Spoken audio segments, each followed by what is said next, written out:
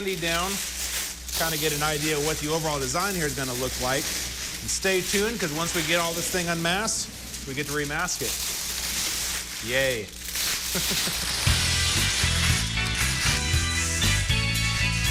Looking like a drag car now. Right now, the flames look kind of two-dimensional. But just wait till we get them all shadowed and pinstriped and buried into the clear, and they're gonna look like they're about 10 miles deep.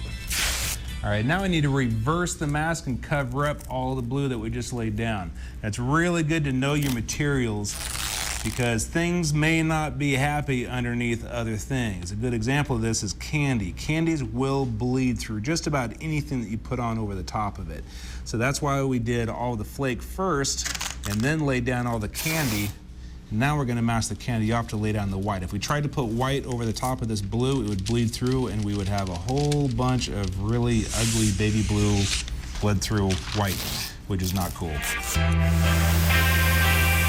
We're using a 1684 toner on this car, which is a pure white with no added colors.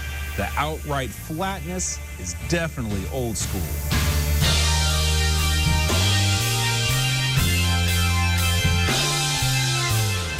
For this mid coat, I'm gonna bust out some pearl. It'll keep the look authentic and give it a little bit of extra pop as well.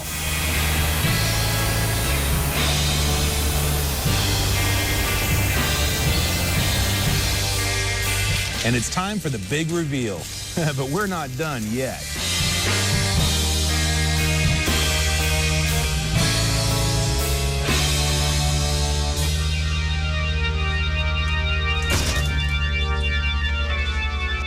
Now it's time to do the drop shadows on the flames and kind of break up this massive silver a little bit.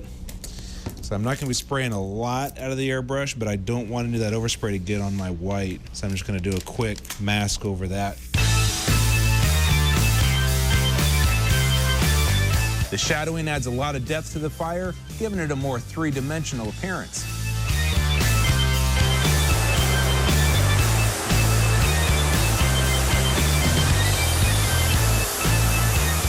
One more coat of clear really brings out the shine and helps all that flake come alive.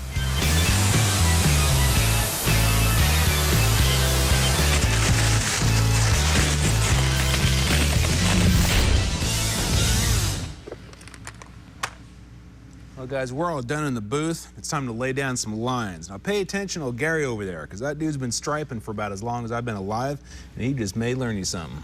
It's all right to make mistakes. Don't worry about it, because believe me, I've made mistakes all through the years, and I've been doing this 35 years. So get out there and get you a brush and start doing it.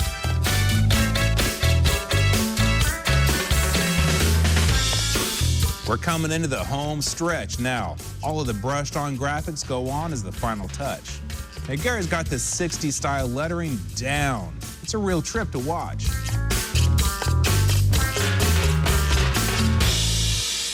He's also dreamed up a few custom logos for us. And of course, he's doing them all by hand. Now, this is what it looks like to watch a true master at work.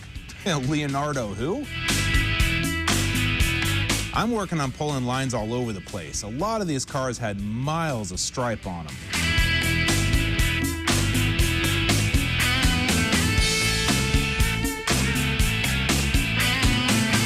We thought a few of our friends deserved a mention too. And these guys helped bring this whole thing together. Hey, we couldn't have built this car without them.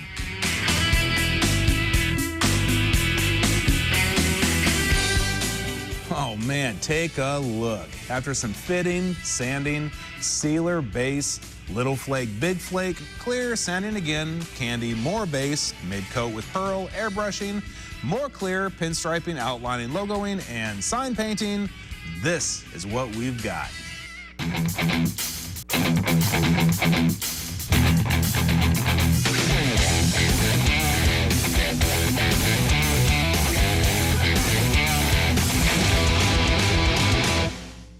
Gary's adding a personal touch with a couple of custom logos for me and Rick. Man, I wish I could paint like that. If you guys have any questions about anything you saw on the show today, or if you just want to see some more of Gary's work, hop on over to powerblock.tv.com and check it out. Yeah, and big thanks to Gary for showing us how they did it back in the day. No problem, bro. Well, guys, this has been a fun project, but we're out of time. So until next time, we're out of here.